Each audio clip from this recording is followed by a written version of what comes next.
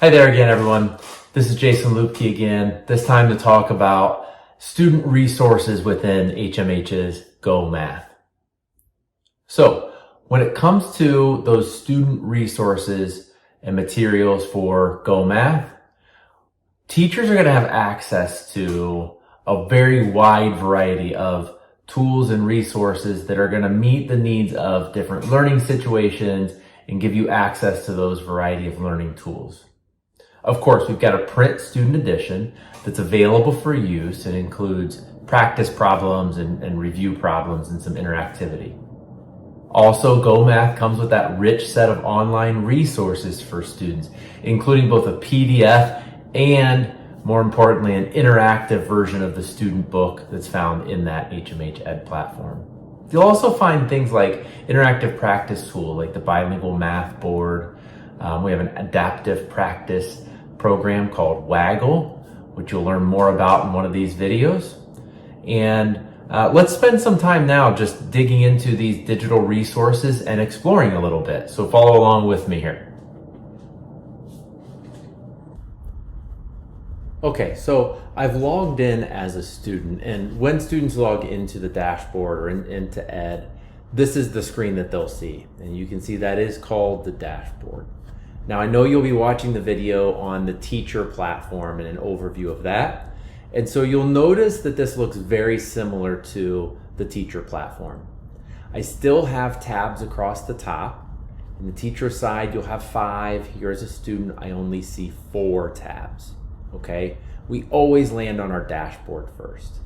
Now, you'll notice if I have any assignments that are either due today or will be due soon or are overdue, those will show up here with quick access to them, but then I can also click on this view all assignments and it'll take me to a list of all of those assignments.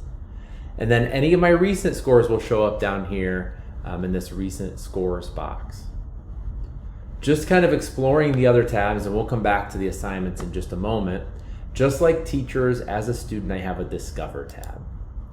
Inside of that Discover tab, I'll see my program listed here, and then I'll see all of those chapters. And we'll explore a little bit later on. You know, Go Math is broken out into chapters. Each of those chapters has a title, and those are the skills that we're working on. So as a student, I can open up one of those chapters, and it's going to take me directly to my interactive student edition.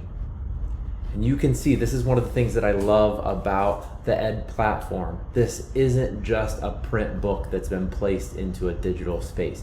It truly is interactive, okay? So I can see here, this is the chapter where we're working on count forward by ones all the way up to 120. I explore with those right and left arrows, but you notice on a page I might be able to scroll up and down. I have the ability there to interact, okay? So I can insert and draw pictures here. I can manipulate things and move things around and all of those things. Once I do this, and we'll show you this in the teacher side video, but I will be able as a teacher to be able to see the work that my students are doing in responses like this, okay? I will be able to navigate as a student to different parts of the lesson and the text, okay? You will be able to assign these interactive portions of the text directly to your students. And in order for students to get to those resources, again, they'll see that on their assignments page. So now I'm back on my Ed tab. We explored Discover a little bit. We're looking now at the assignments tab. And here you do see an assignment that I had, count forward by ones to 120. When I click on start for that assignment, you'll notice it opens in a new tab, and it's going to take me directly to the tool or resource that as a teacher, I want my students to complete. I'm gonna go back to my Ed tab now, and remember I'm on my assignments tab, and you'll see here that this was a to-do. Over here is a list of done. These are assignments that I've already completed. This one happens to be a chapter test that I've completed. And you'll notice as a student, if my teacher has given me access, I'll be able to review that assignment. So this assessment we can see has been auto scored. And as a student now, I can review my answers, see which ones I got correct and which ones I got incorrect.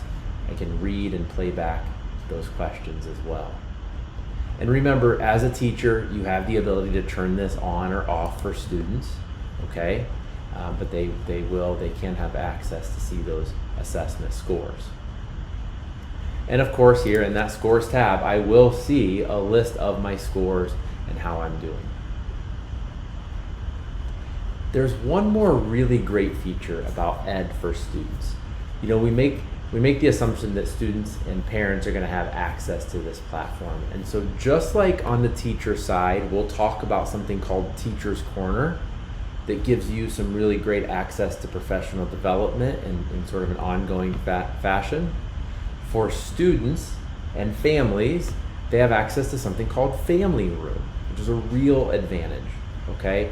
That's found by clicking on the student's initials and then going to this Family Room here. And you'll notice that this will look very similar to the Teacher's Corner that as a teacher you'll see. But I have lots of different tools and resources, okay, on different content areas. I am able to search or look for program-specific tools and resources, okay? And just some really nice tools and resources here. Things like activities for building a math positive mindset at home. I promise you I've used that with my own kids. But just a really good set of tools and resources, again, for those families that want to be extra involved with their students. A great place to send them. So hopefully you've enjoyed this overview of what the student materials and resources look like, both in print but also in digital. Best of luck as you engage with the Go Math program, and we hope you have a successful school year.